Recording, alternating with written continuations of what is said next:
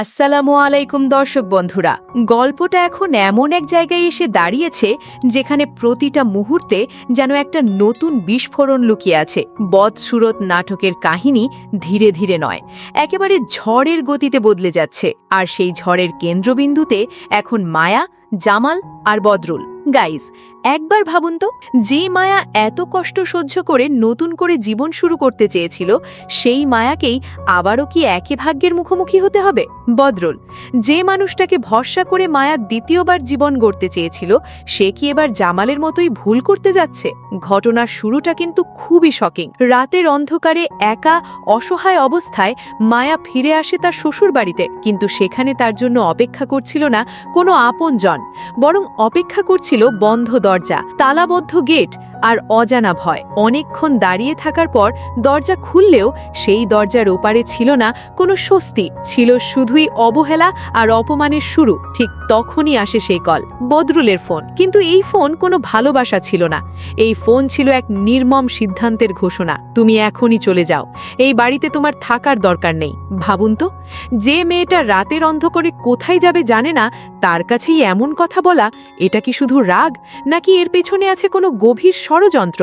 মায়া যখন কাঁপা কণ্ঠে বলে, এই রাতে আমি কোথায় যাব, তখনও বদরুলের কণ্ঠে ছিল না এক ফোঁটা মায়া, বরং ছিল কঠোরতা, দূরত্ব আর এক অজানা পরিবর্তনের ছাপ। গাইস, এখানেই প্রশ্নটা সবচেয়ে বড় হয়ে দাঁড়ায়। বদরুল কি ইচ্ছে করেই মায়াকে দূরে ঠেলে দিচ্ছে, নাকি কেউ তাকে বাধ্য করছে এই সিদ্ধান্ত নিতে? অন্যদিকে গল্পের আরেকটি ভয়ঙ্কর দিক সামনে আসছে, রোমান। চাঁদাবাজি, হুমকি, ভয় দেখানো সবকিছু মিলিয়ে সে এখন পুরো এলাকাকে আতঙ্কের মধ্যে ফেলে দিয়েছে। কিন্তু যখন তার বিরুদ্ধে মামলা হয়, তখন সে পালিয়ে যায়। চেয়ারম্যানের টাকার জোরে ক্ষমতার ছায়ায় লুকিয়ে পড়ে অন্ধকারে। আর এর পুরো দায়টা গিয়ে পড়ে কার ওপর? জামালের ওপর। জামালের সৎমা এবার যেন সম্পূর্ণ বদলে গেছে। তার চোখে এখন শুধু টাকা, প্রতিশোধ আর ক্ষমতা। সে নিজের ছেলেকে বাঁচাতে গিয়ে জামালকেই দোষী বানিয়ে দেয়, এমনকি তাকে শত্রু হিসেবেও দেখতে শুরু করে। এদিকে মরিয়ম, সে এখন এক অদ্ভুত অবস্থায় আছে। একদিকে তার অতীতের ভুল, অন্যদিকে বর্তমানের বাস্তবতা।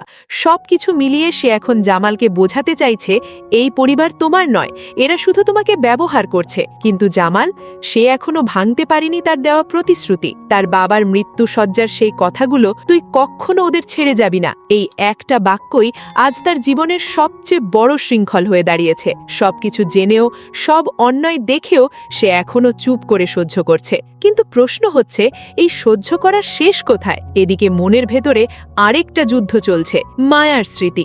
জামাল যতই নিজেকে সামলাতে চায়, ততই মায়ার কথা তার মনে পড়ে। তার ভুল, তার অন্যায় সবকিছু যেন তাকে ভিতর থেকে পুড়িয়ে দিচ্ছে।